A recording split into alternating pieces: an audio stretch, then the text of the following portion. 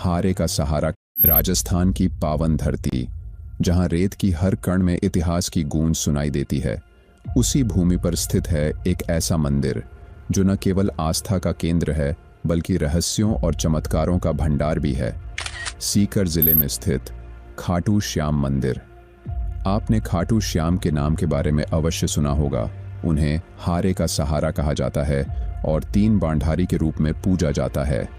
पर क्या आप जानते हैं कि यह मंदिर, जो प्रतिवर्ष लाखों श्रद्धालुओं को अपनी ओर आकर्षित करता है, केवल भक्ति का स्थल नहीं है बल्कि एक रहस्यमयी कहानी का जीवंत प्रमाण भी है। यह वही स्थान है जहां एक राक्षस जाति का प्राणी भगवान की उपाधि तक पहुंच गया।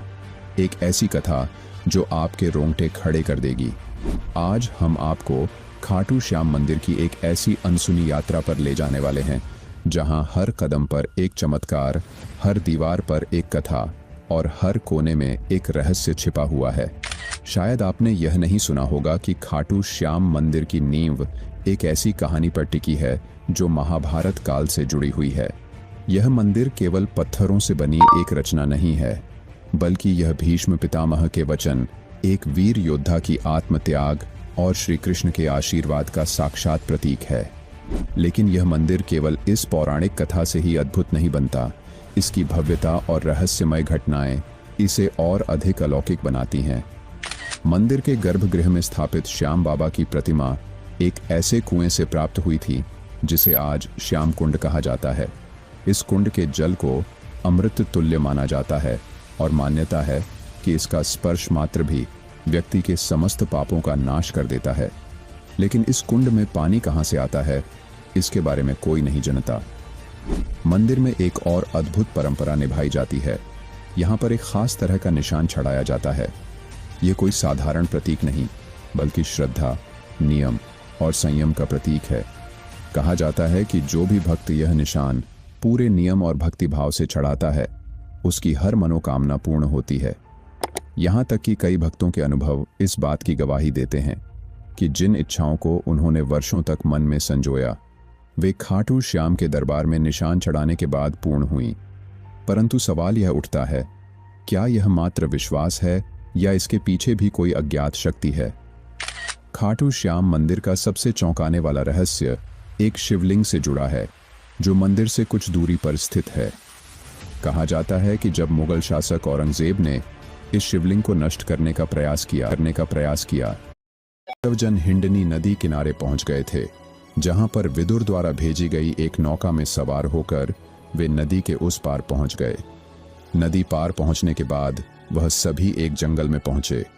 वहीं पर हिडिंब नाम का राक्षस अपनी बहन हिडिंबा के साथ रहता था। हिडिंब हिडिंबा पर अपना जोर चलाता था और उससे मानवों का मांस लाने के लिए कहता था। मजबूरी में हिडिंबा को भी ऐसा करना ही पड़ता था। रात के समय जब सभी पांडव सो रहे थे, तो उनमें से भीम सभी का पहरा दे रहे थे। जब हिडिंबा अपने भाई हिडिंब के आदेश पर पांडवों को मारने के लिए गई, तभी उसकी नजर भीम पर गई और वह भीम को देखकर मोहित हो गई और उनसे प्रेम करने लगी। भीम को मोहित करने के लिए हिडिंबा ने सुंदर अप्सरा का रूप धारण किया और भीम के पास गई। लेकिन इसी बीच हिडिंबा का भाई हिडिंब वहां आ गया, जो पांडवों को मारकर उनका मांस खाना चाहता था। उसने भीम पर हमला कर दिया, जिससे भीम हिडिंब के बीच युद्ध छिड़ गया। इस युद्ध में भीमसेन की विजय हुई और हिडिंब मारा गया। इसके बाद हिडिंबा अपने असली रूप में आई और उसने भीम के सामने विवाह का प्रस्ताव रखा। लेकिन भीम ने यह कहकर विवाह से इनकार कर दिया कि तुम राक्षस कुल की हो। इसके बाद हिडिंबा माता कुंती के पास गई, उनसे भीम और अपने विवाह की बात कहने लगी। तब कुंती विवाह के लिए तो मान गई, लेकिन उन्होंने हिडिंबा के सामने एक शर्त भी रख दी। शर्त के अनुसार भीम हिडिंबा के साथ केवल तब तक ही रहेगा जब तक कि उन्हें संतान की प्राप्ति नहीं हो जाती। हिडिंबा भीम के साथ विवाह करना चाहती थी, इसलिए वह इस शर्त को मान गई। इसके बाद दोनों का गंधर्व विवाह हुआ और वह जंगल में साथ रहने लगे। कुछ समय बाद हिडिंबा और भीम का एक पुत्र भी हुआ, जिसका नाम घटोत्कच रखा गया। समय बीता और घटोत्कच का विवाह दैत्य राजमुरा की बेटी अहिलावत हुआ, जिन्हें मौरवी और कामकांतिका के नाम से भी जाना जाता है। घटोत्कच और अहिलावती के दो पुत्र हुए। घटोत्कच के एक पुत्र का नाम बर्बरीक और दूसरे का नाम अंजन पर्वा रखा गया। बर्बरीक ने शास्त्र, शस्त्र और अन्य सभी ज्ञान अपनी मां अहिलावती का आशीर्वाद लेकर प्राप्त किए। उन्होंने ही बर्बरीक को भगवान शिव की तपस्या करने के लिए प्रेरित किया, जिसके बाद भगवान शिव ने बर्बरीक से प्रसन्न होकर उन्हें 3 अभेद्य बाण दिए, जो कि पूरी सेना का विनाश कर वापस तरकश में आ सकते हैं। समय बीता और जब कौरव और पांडवों के बीच युद्ध होना था, तब बर्बरीक ने युद्ध में भाग लेने का निर्णय लिया।